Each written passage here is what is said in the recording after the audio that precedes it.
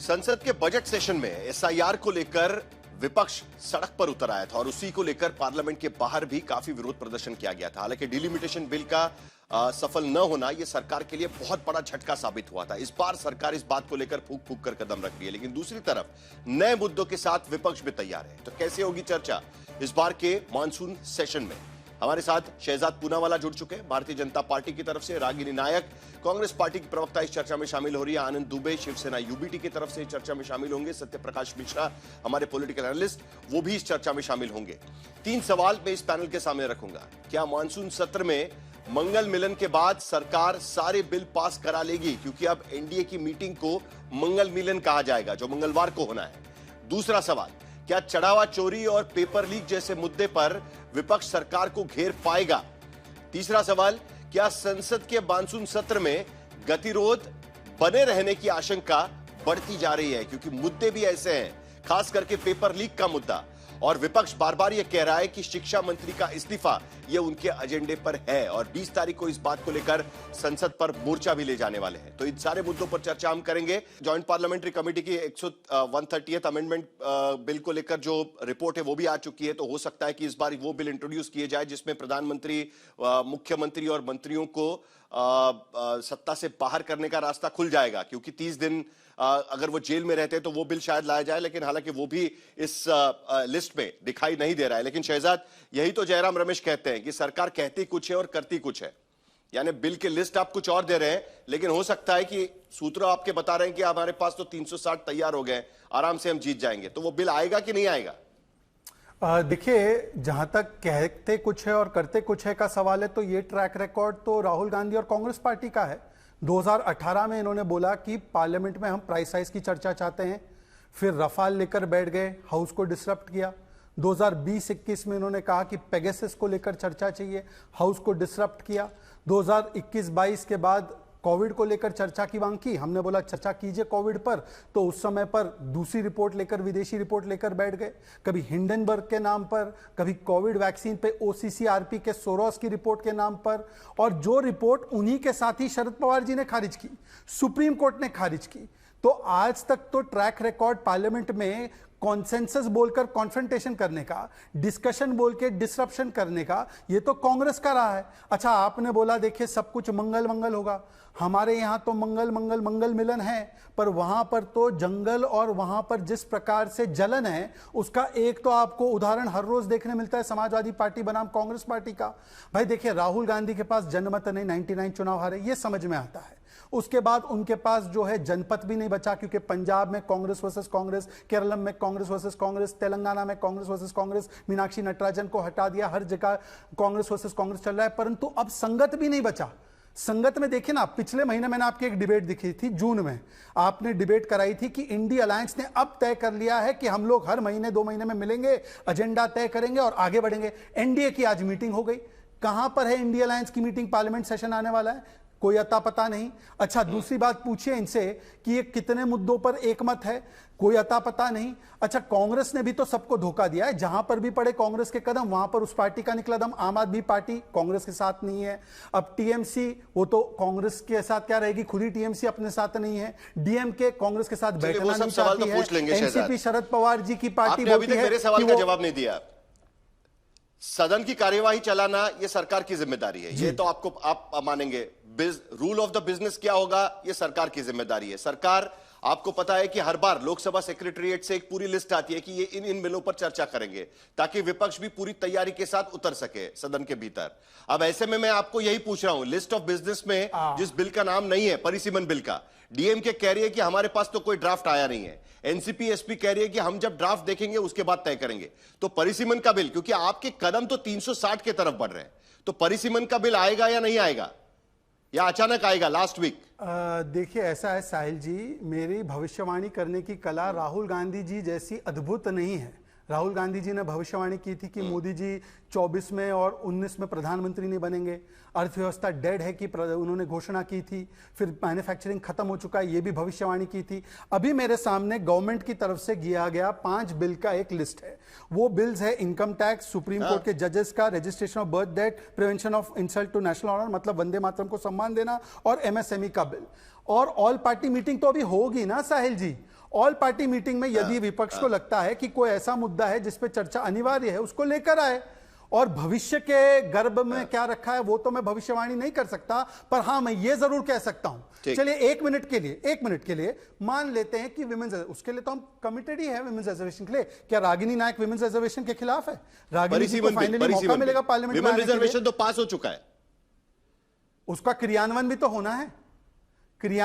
होना है, और इसीलिए मैं कह रहा हूं कि साहिल जी, ऐसा तो नहीं होगा कि पेपर पहले दिन से हम संसद के भीतर गतिरोध देखना शुरू ना कर दे, क्योंकि आपने साफ कर दिया है कि पेपर लीक आपका सबसे बड़ा मुद्दा होगा। और पहले दिन तो सरकार चाहती है, जो अभी हेडलाइन हमारे यहां चल रही थी, कि अमित शाह इंट्रोड्यूस करेंगे वंदे मातरम के सम्मान का बिल पेश करेंगे सदन के भीतर।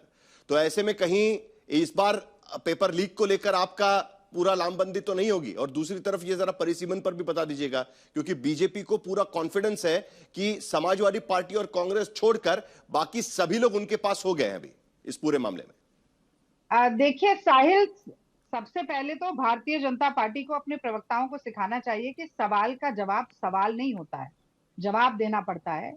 और जब सवाल आपसे पूछा जाए तो अपनी करनी के ऊपर आपको जवाब देना होता है, पहली बात। दूसरी बात, अगर परिसीमन विधेयक के ऊपर 2/3 बहुमत होता भारतीय जनता पार्टी और मोदी सरकार के पास, तो ये सूत्रों के हवाले से सुर्रा नहीं छोड़ा जाता, ये हवा में तीर नहीं मारा जाता। संसद में जाकर वोटिंग करवाकर सीधा 2/3 बहुमत सिद्ध किया जाता। तो ये इस तरीके की भ्रम फैलाना, अफवाहें फैलाना, कहीं ना कहीं इधर उधर की बातें करना, ये सब इनके पहले पुराने आजमाए हुए हथकंडे हैं। लेकिन मैं पहले तो यही कह दूं कि काट की हांडी बार बार नहीं चढ़ती। और मैं याद दिला दूं 17 अप्रैल, और उसके लिए ये भी कहना चाहती हूँ कि हजारों ख्वाहिशें ऐसी कि हर ख्वाहिश पे दम निकले, और बहुत निकले मोदी सरकार के अरमान, लेकिन फिर भी कम निकले। तो ऐसा है कि सुप्रीम कोर्ट ने कह दिया कि अब बुलडोजर राजनीति आपकी नहीं चलेगी। तो मोदी जी को लगता है कि अपने प्रदेश सरकारों में तो चलवा नहीं सकते, तो अब विपक्ष की आवाज को संसद में बुलडोज कर दो। लेकिन किसी भी तरह से भारत के संघीय ढांचे पर, संविधान पर, लोकतंत्र पर प्रहार करने वाला कोई भी विधेयक आएगा तो वो कैसे औंधे मुंह गिरेगा, ये 17 अप्रैल की तारीख ने सिद्ध कर दिया। वो ऐतिहासिक तारीख थी, विपक्ष की एकता का भी स्वाद चख लिया मोदी सरकार ने। और ये भी मैं कह देती हूँ कि निकलना खुल्द से आदिम का सुना था, लेकिन बहुत बेआबरू होके एनडीए संसद से निकले। तो साहिल ये ना करें, वो तारीख अब इतिहास हो चुकी है रागिनी जी, वो तारीख अब इतिहास हो चुकी है, अब मामला आगे बढ़ चुका है। अब हम जरा आज भविष्य की बात तो बाद में करेंगे, लेकिन वर्तमान में देखिए क्या हो रहा है, भूमिकाएं बदल रही है धीरे धीरे। देखिए आपने बिल्कुल सही बात कही। इतिहास इसलिए महत्वपूर्ण है साहिल, क्योंकि इतिहास दोहराया जाता है, इतिहास गायब नहीं हो जाता है। पर आपने ठीक कहा, आज वर्तमान की बात हम कर लेते हैं। 298 मत मिले थे इन्हें, 20 टीएमसी के विधायक इनके पास आ गए, 6 और आ गए, कितने हुए आप खुद अंक गणित कर सकते हैं। मोदी जी से करवा लीजिए, वो तो आजकल बहुत अच्छा करते हैं, 1 और 1 मिलकर 2 होता है, या 1 और 1 मिलकर 11 होता है, या 1 और 7 मिलकर 8 होता है, या 2 और 6 मिलकर 8 होता है, उनसे ही करवा लीजिएगा। बात यह है कि विवाद के जरिए सारे विधेयक पास क्यों करने हैं, ये सबसे बड़ा मसला है। जब भी संसद का सत्र आता है साहिल, तो देश की जनता बहुत ही आशा के साथ देखती है सरकार की तरफ, और सोचती है कि ज्यादा से ज्यादा विधेयक जो देश हित के हैं वो एक आम सहमति बनकर पास किए जाएं, विवाद से नहीं, संवाद से और सार्थक चर्चा से किए जाएं। लेकिन मेरी मुर्गी की 1.5 टांग तो 1.5 टांग, माय वे और द हाईवे, ये तो नहीं चलेगा ना। योगी और मोदी सरकार जो डबल इंजन की सरकार है, उसके नाक के नीचे कौन सा ऐसा चौकीदार था जिसकी दाढ़ी में तिनकन थे, जो बचाना चाह रहे चोरों को, कि राम के नाम पर लूट हो गई और सरकार कंबल ओढ़े सोती रही। ये तो इस पर सवाल पूछा जाएगा। आज देहरादून में है राहुल गांधी जी, कोटा के बाद छात्रों की गूंज और उनकी हुंकार आज वहां सुनाई दे रही है। 10 साल में 90 पेपर लीक हो गए साहिब, 48 बड़े पेपर जो है वो दोबारा लेने पड़े, 22 बड़े एग्जाम कैंसिल हुए हैं, 6.5 करोड़ छात्रों का भविष्य अधर में लटक गया। लेकिन धर्मेंद्र प्रधान का इस्तीफा नहीं हुआ। जिस एनटीए के बैन करने की बात की गई और मांगी एनटीए बैन करने की बात की गई, उसी एनटीए की सिफारिश पर टेलीग्राम को बैन कर लीपापोती कर दी। धर्मेंद्र प्रधान की जगह आप सीबीएसई के कुछ लोगों का तबादला कर देंगे और सोचेंगे कि हो गया, नहीं हो पाएगा। इस पर चर्चा तो ये आपको करनी गतिरोध पड़ेगी। कैसे रुकेगा फिर रागिनी? आप बताइए कि ये गतिरोध कैसे रुकेगा, क्योंकि विपक्ष जब सदन की कार्यवाही के लिए जा रहा है तो इस मुद्दे के साथ जा रहा है कि जब तक इस्तीफा नहीं होगा हम सदन ही नहीं चलने देंगे। इसी मुद्दे पर हम बात करेंगे। साहिल जी, तो जब तक तो ये कैसे होगा? मैं आपको बताती हूँ कैसे होगा, मैं आपको बताती हूँ। एक तो सिर्फ जुबानी जमा खर्च से नहीं होगा कि आप 19 जुलाई को कहें कि सर्वदलीय बैठक होगी, लेकिन उस बैठक में सुन जरूर लें, पर करें सिर्फ अपने मन की। केवल अपने मन की बात से नहीं चलता। जन गण मन, पहले जन आता है, फिर गण आता है, फिर मन आता है। मोदी जी उल्टी गंगा ना पाए। देखिए, और दूसरी बात, मन की बात से नहीं होगा, थोड़ी विपक्ष की बात भी सुननी होगी। हाँ, साहिल जी सुनिए ना, एक लाइन, चलिए एक लाइन सुन लेते हैं। और शहजाद एक लाइन उनको बोल लीजिए। उनका काफी लंबा हो गया भाई, हमको भी तो मौका दीजिए। ऐसा थोड़ी है कि अरे कुछ नहीं, आप पट्टी लेकर मत बैठिएगा। इंच से कुछ नहीं होगा। आपको भी बहुत लंबा समय मिलता है शहजाद। बैठा हूं, घड़ी तो वैसे भी इनके साथ नहीं है। मैं यहाँ पर स्पीकर के पोजीशन में तो हूं नहीं। चलिए रागिनी, एक लाइन। देखिए, इनको ये भी समझना चाहिए, ये भी भाजपा को अपने प्रवक्ताओं को सिखाना चाहिए कि 2 कान और 1 जुबान दिए, थोड़ा सुनने का भी धैर्य रखें। Rule of business, list of business, दोनों पूरी तरीके से सरकार की जिम्मेदारी है। अगर अमित शाह जाकर भाषणों में कहते हैं कि 50% सारे प्रदेशों की सीट बढ़ेंगी, लेकिन उसके बाद जब विधेयक आता है तो उत्तर पूर्वीय राज्यों और दक्षिण के राज्यों के हक को मार लिया जाता है, हिस्सा चोरी होती है, तो वो कैसे बर्दाश्त होगा ना? आपके तो मुंह में राम, बगल में छुरी है।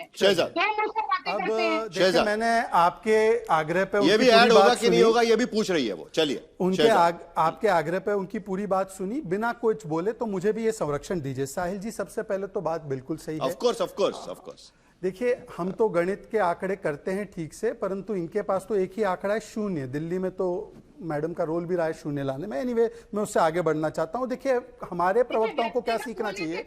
साहिल जी, संरक्षण संरक्षण, साहिल संरक्षण, उन्होंने सुना था पूरी। साहिल जी, संरक्षण ऐसा नहीं होगा, उन्होंने सुनी थी पूरी बात। संरक्षण का प्लीज ऐसे मत करिए रागिनी। उन्होंने आपकी बात पूरी सुनी थी, आप सुन लीजिए, वरना यही होता है। एक गरीब पसमानदा मुसलमान को संरक्षण दे दीजिए जोशी जी। Thank you. ऐसा है साहिल जी, हाँ ऐसा है साहिल जी। अभी मैं साहिल जी, देखिए ऐसे डिबेट नहीं होती Sahil ji, this is not the way. Sahil ji, मैंने पूरी बात सुनी, आप तय कर लीजिए। सुन रही है वो आपकी बात। वो बीच में लगातार डिस्टर्ब कर रही है और 2 विंडो में रखा है, तो मेरी बात आधी कट जाए। नहीं, मैं खुद भी एंकर था। कौन डिस्टर्ब कर सकता है?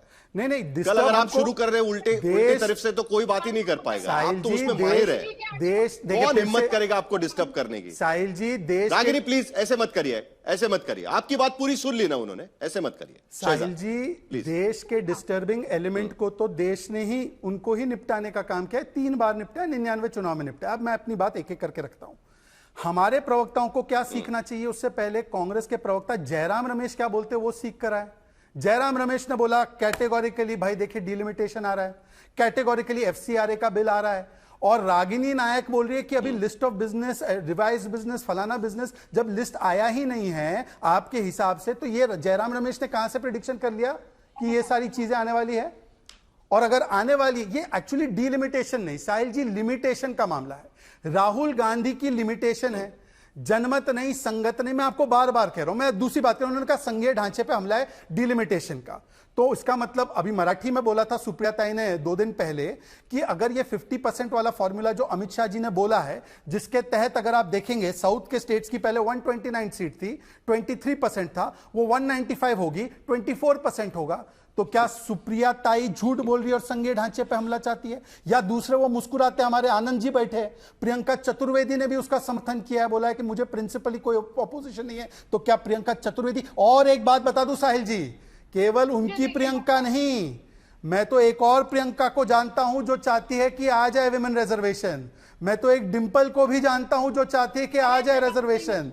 मैं तो जानता हूं कि बहुत सारी कनीमोजी भी है जो चाहती है कि आ जाए विमेन रिजर्वेशन। तो हो सकता है जो ये डिलिमिटेशन, अपनी लिमिटेशन देख लो। कांग्रेस के साथ आज कोई नहीं खड़ा, एक समाजवादी पार्टी खड़ी है, उसको भी आए दिन इमरान मसूद गालियां देते हैं और फिर बोलते हैं कि देखिए हमारे साथ कोई नहीं, हमारी आवाज कोई सुनता नहीं। अरे आप अपने अलाइड पार्टनर को नहीं समझा पाए। अच्छा, दूसरी बात जो चिंता ये करती है ना रागिनी नायक, वायनाड में इतनी बड़ी त्रासदी आई, 2 सांसद है ना इनके, एक ऑफिशियल एक अनऑफिशियल, राहुल एंड प्रियंका, किधर थे 21 दिन से?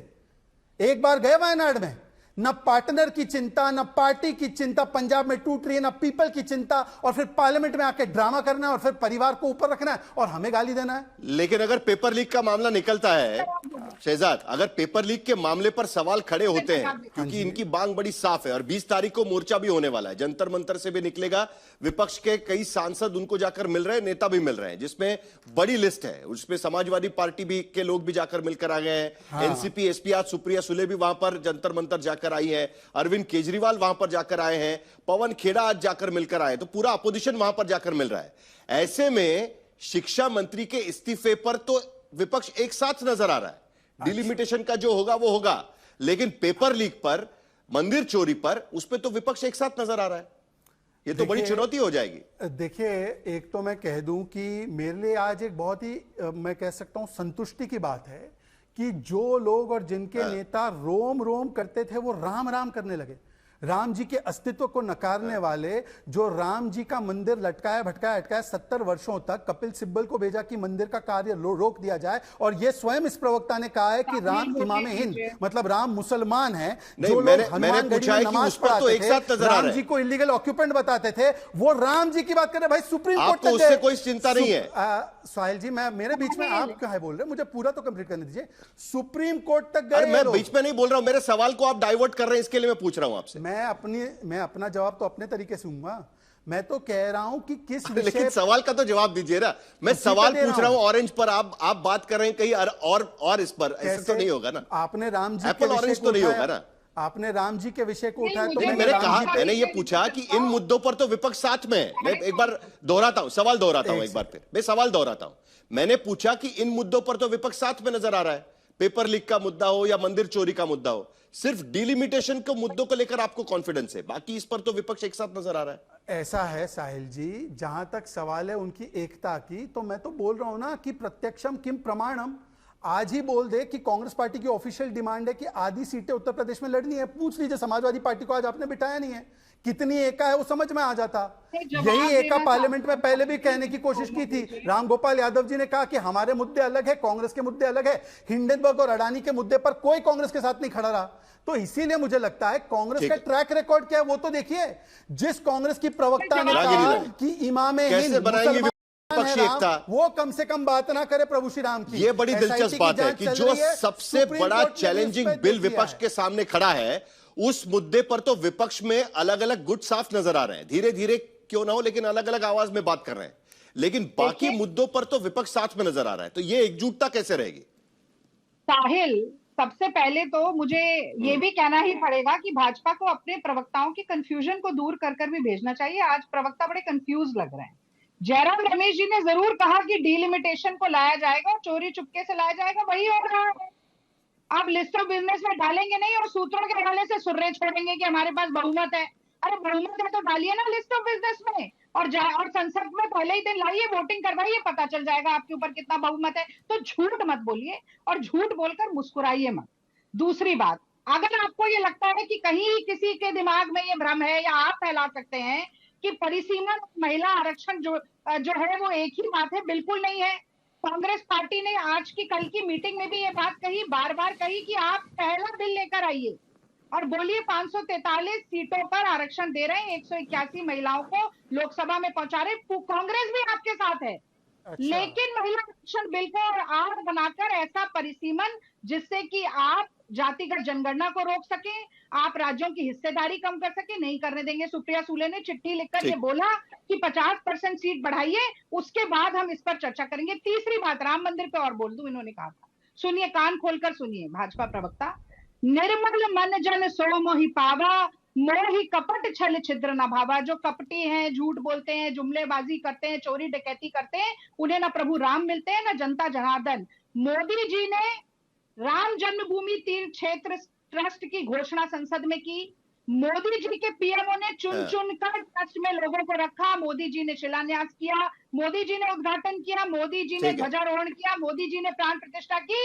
मोदी जी की जिम्मेदारी है, मोदी जी से सवाल पूछा जाएगा। मोदी जी कन्नी काटकर बच नहीं सकते। मुंह में राम, बगल में छुरी दबाकर। जरा आनंद दुबे का जिक्र हुआ है, ठीक है, शहजाद ने आनंद दुबे का जिक्र किया है, तो जरा उनके पास चलेंगे, क्योंकि आनंद दुबे से मुझे यह जानने में बड़ी दिलचस्पी होगी कि पेपर लीक के मामले पर आनंद दुबे की पार्टी बात किसी और की कर रही है, यानी सोनम वांगचुक के समर्थन की बात कर रही है, लेकिन क्यों नहीं उन्हें राहुल गांधी दिखाई दे रहे हैं जो कोटा जा रहे हैं और आज देहरादून में बैठे हुए हैं।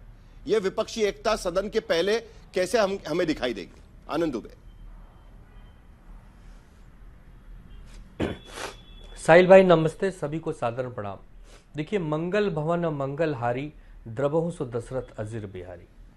भारतीय जनता पार्टी हमारे कुनबे में करा के दंगल अपने यहाँ चाहती है मंगल, तो ऐसा मंगल कब बन जाता है अमंगल, उनको पता ही नहीं चलेगा। भारतीय जनता पार्टी को ये सोचना चाहिए कि उनके पास जनता ने 293 का मैंडेट दिया था 2024 में। आज बड़े बड़े टेलीविजन चैनल पर लोग चीख चीख के कह रहे हैं कि एनडीए ने जुटा लिया है 354। ये जो बाकी आए हैं ये कहां से आए हैं? लूटपाट से आए हैं, डकैती से आए हैं, चोरी करके आए हैं, सहमति से आए हैं, गन पॉइंट पर आए हैं, प्रेम मोहब्बत से आए हैं। ये सब जानते हैं, किसी को बताने की जरूरत नहीं है। तो सबसे पहले तो मानसून सत्र में, जब मानसून सत्र इसका नाम है, तो यहाँ किस वजह से आए हैं आनंद दुबे? आपका क्या एनालिसिस है? कुछ डूबेंगे, कुछ मैं वही कह रहा हूं, एक प्रेम भावना भी हो सकती है ना उनके मन में। खोले नहीं है, वो तो अटकलों में है। देखिए, ऐसा उनके मन में तो काल नेमी वाली प्रेम भावना है हमारे लिए कि मुंह में राम बगल में छुरी, और उनकी जो मनोकामना है वो है अभी अधूरी। उनको तो देखना है विपक्ष मुक्त भारत, जिनके दिमाग में हमेशा छुपी होती है शरारत। तो इनकी मनसा और इनकी नहीं, लेकिन आपने मेरे सवाल का एक बार फिर जवाब नहीं दिया आनंद दुबे, क्योंकि बार बार आ रहा हूं, उसी पे आ रहा हूं। विपक्ष की जब मीटिंग हुई थी, इंडिया अलायंस की बैठक, मैं आपको कारण बताता हूं ना, इंडिया अलायंस की बैठक हुई थी, उस बैठक में पेपर लीक का मुद्दा उठाया गया। आपके नेता उसमें कह रहे थे कि यह तो विपक्ष की हार है कि किसी एक कॉकरोच जनता पार्टी या फिर सोनम वांगचुक जो सड़क पर उतरे उनको ज्यादा समर्थन मिल रहा है इस मुद्दे पर, और पेपर लीक का मुद्दा आप यहां पर सदन में उठाने की कोशिश कर रहे हैं। खुद उद्धव ठाकरे ने यह बात कही थी, तो यह कैसे होगा? ये साहिल भाई आपकी बात सर आंखों पर। हमारी पार्टी 1966 में बनी थी, जिसका नाम है शिवसेना। उनके नेता है उद्धव ठाकरे साहब। तो हम अपनी पार्टी की बात करेंगे। हमारी पार्टी को लग रहा है कि नीट पेपर के लीक का विषय सबसे बड़ा है, बच्चों की आत्महत्या से जुड़ा है, हमारे नौनिहालों के भविष्य से जुड़ा है, हम उठाएंगे। राहुल गांधी को लगता है कि उनकी पार्टी को भी उठाना चाहिए, वो कोटा में उठा रहे हैं, सुन रहा हूं बिहार जाने वाले हैं, वो उठाएं। मैं तो कहता हूं भारतीय जनता पार्टी को भी उठाना चाहिए नीट पेपर वाला मुद्दा। भारतीय जनता पार्टी को उठाना चाहिए राम मंदिर, भगवान के दान पात्र में चोरी का मामला। अगर बीजेपी उठाती है तो बीजेपी के साथ सहयोग करने में क्या तकलीफ है साहिल भाई, लेकिन बीजेपी इन मुद्दों से दूर फिलहाल तो परिसीमन पे सहयोग हो जाएगा बीजेपी के साथ। विपक्ष को सबसे बड़ा डर इस बात का होना चाहिए, क्योंकि आज की स्थिति में इस सदन में अगर कुछ बड़ा होने वाला है तो वो परिसीमन का विधेयक लाकर पास कराना, यही सबसे बड़ी बात होने वाली है। लेकिन सत्य प्रकाश मिश्रा, आपको क्या लगता है कि क्या पेपर लीक के मामले पर विपक्षी एकता इस बार के सत्र में आपको दिखाई देगी? सत्य प्रकाश मिश्रा। देखिए, पेपर लीक का एक मामला गंभीर मामला था। सरकार ने उस पर कार्रवाई की, फिर से परीक्षा कराई, उसमें एयरफोर्स का भी इस्तेमाल किया। सरकार अपनी जिम्मेदारी समझती थी और सरकार ने उसका निर्वहन किया। ठीक है, वो लीक हुआ, वो ठीक नहीं था, बिल्कुल ठीक नहीं था, वो किसी के हित में नहीं था। सरकार ने लेकिन मुस्तैदी से यदि दोबारा परीक्षा नहीं कराया होता और फिर लीक हो गया होता तो बड़ी भूल होती, बहुत समझ लीजिए महापाप कह लीजिए आप इसको। सरकार उसमें पूरी तरह ये है। अब उसको चाहते हैं इस्तीफा। कांग्रेस विपक्ष में थी, अटल बिहारी वाजपेयी जी प्रधानमंत्री थे, जौहर साहब ने प्रधानमंत्री को इस्तीफा सौंप दिया था तहलका.com के मसले पर। इस्तीफा वापस हुआ। पूरे सदन की कार्रवाई में जौहर साहब मंत्री थे, इन्होंने मंत्री स्वीकार नहीं किया। किस दिन किया? शायद आप शाहिल जोशी जी पत्रकार रहे होंगे। जिस दिन अविश्वास प्रस्ताव लेकर कांग्रेस आई, उस दिन जौहर साहब को सुनना स्वीकार किया इसी कांग्रेस ने। तो यह दोहरा चरित्र है कांग्रेस का कि शराब घोटाले पर अरविंद केजरीवाल का इस्तीफा तो मांगती है, उसका मुद्दा उठा करके जाती तो है उपराज्यपाल के पास, फिर उसी अरविंद केजरीवाल के साथ चुनाव में कूद जाती है। ये क्या है दोहरा रवैया? तो ये सब जनता समझती है, जनार्दन समझती है। जहां तक विपक्ष की एकता का सवाल है, देखिए उनके दावे बड़े हैं लेकिन विपक्ष फेंकता है, कोई नहीं एकता है। दूसरा एक सवाल उन्होंने उठाया है कि राम मंदिर की चोरी की, देखिए वो बहुत कुकृत्य है। क्या कहा आपने? क्या कहा आपने? दावे फेंकता है, वो बस फेंकता है। वो जो दावे हैं उसके एकता का वो बस फेंकता है, कोई एकता नहीं है उनमें। अलग अलग राज्यों में आप देख लीजिए ना, इंडिया अलायंस एक दूसरे के खिलाफ चुनाव लड़ता है, बढ़िया है, फेंकते रहो।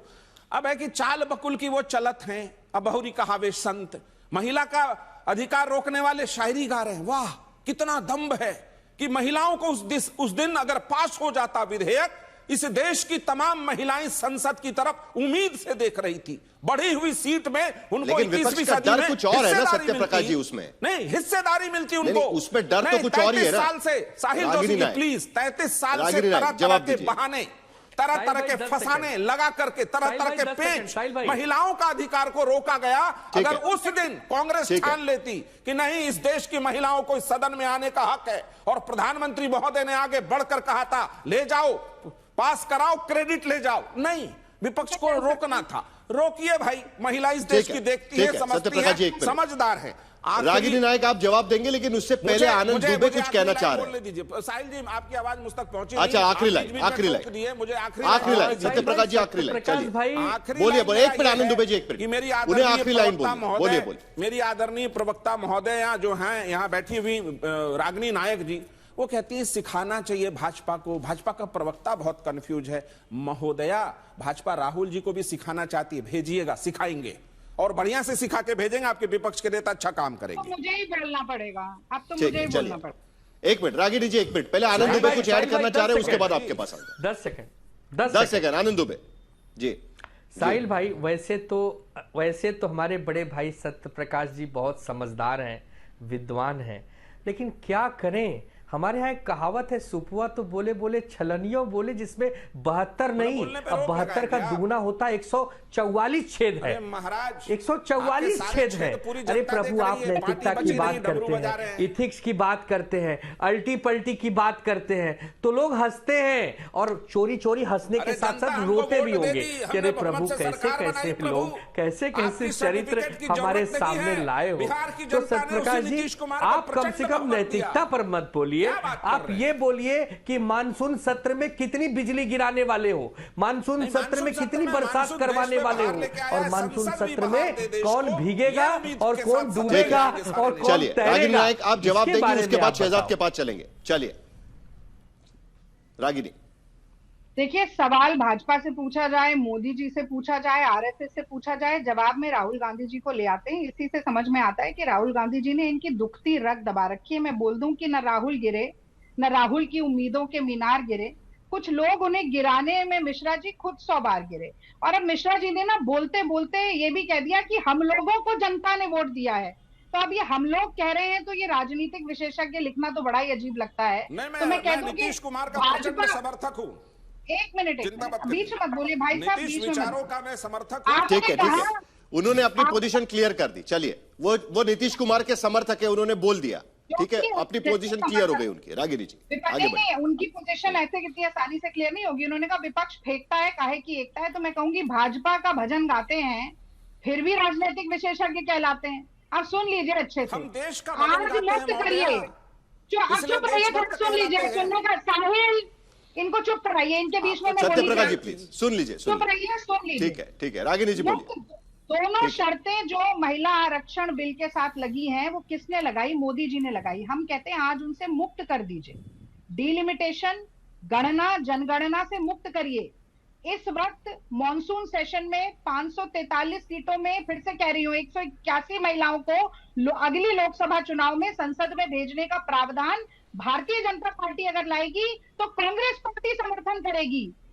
असली महिला विरोधी जो है उसने शर्तों में महिला आरक्षण को बांधा, और वो मोदी जी है, मोदी जी की सरकार है, और केवल इसलिए बांधा कि मुखौटा पहनाएंगे महिला आरक्षण का, और पीछे लेकिन 50% अगर ऐड होगा, जो कई लोगों की मांग है रागिनी, तो उसका समर्थन क्यों नहीं होगा? आपको डिलिमिटेशन से डर क्यों है? इतना डर क्यों है डिलिमिटेशन से? कोई डर नहीं, पेंच फंसा है। साहिल, अगर 50% सभी प्रदेशों को मिल रहा होता, पहले मुझे एक बात बताइए, इन्होंने कहा पॉपुलेशन के आधार पर सीट बढ़ेगी, 50% कैसे देंगे उसके ऊपर एक बार चर्चा तो करें, ड्राफ्ट में तो लेकर आए।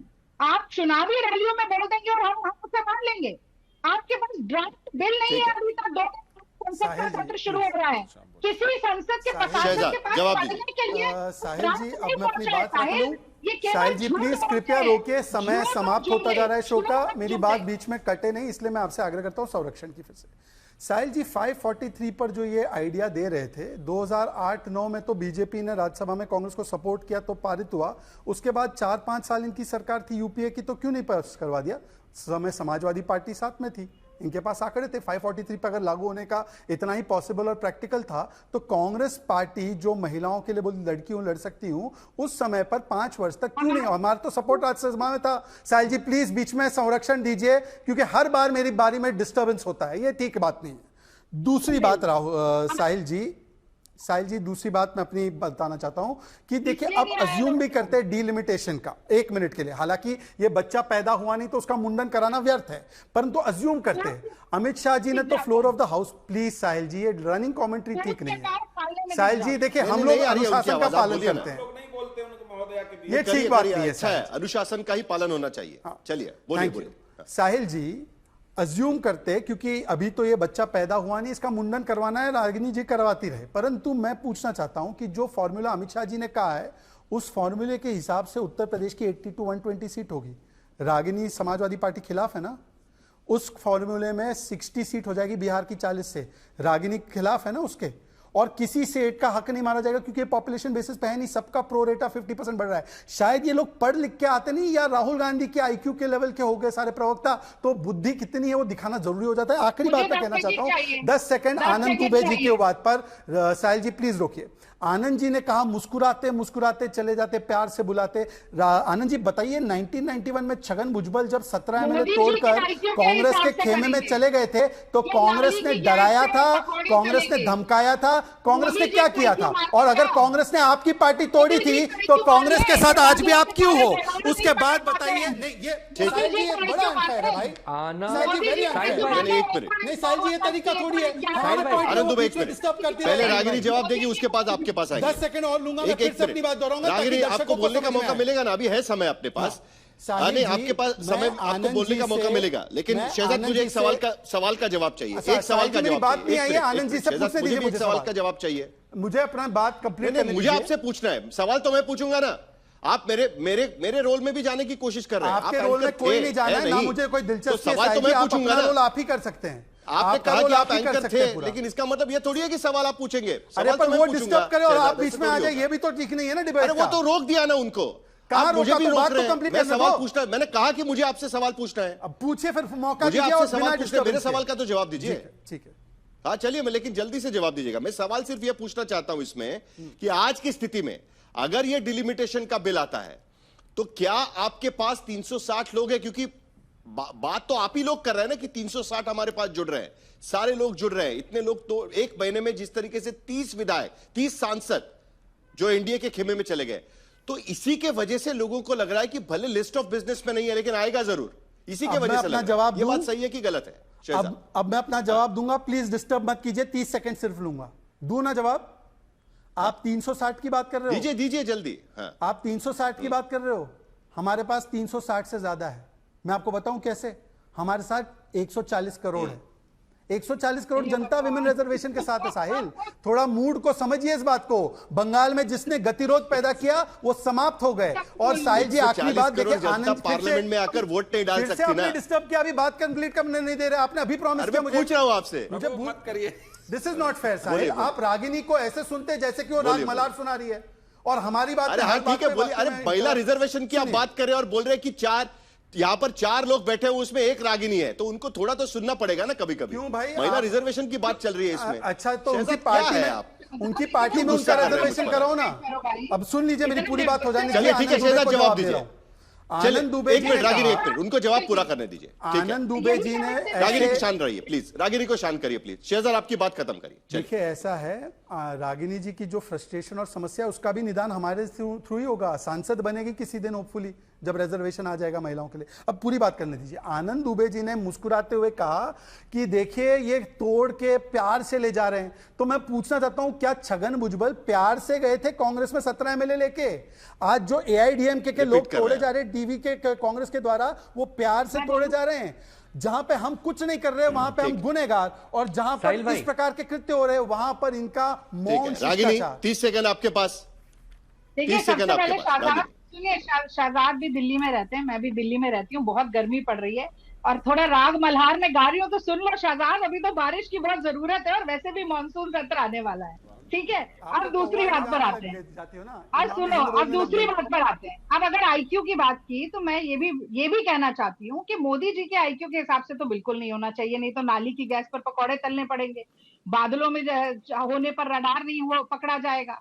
उनके हिसाब से 1 और 1 2 होता है कि 4 होता है, हमें मालूम नहीं। अब एंटायर पॉलिटिकल साइंस की डिग्री धारक के आईक्यू के हिसाब से तो बिल्कुल नहीं होना चाहिए। लेकिन हाँ, अंत में भाई जो किसान कहता है ना कि मिट्टी से सोना बना दिया मैंने, आप उसको बदली दे रहे हैं, राहुल गांधी को मार दिया, आप उसको बदली दे रहे हैं जो किसान कहते हैं कि मिट्टी से सोना उगाना चाहिए। चलिए, कुल मिलाकर यही स्थिति हमें सदन के भीतर भी दिखने को मिलने वाली है, क्योंकि दूसरी तरफ विपक्ष भी पूरी तरीके से तैयार है।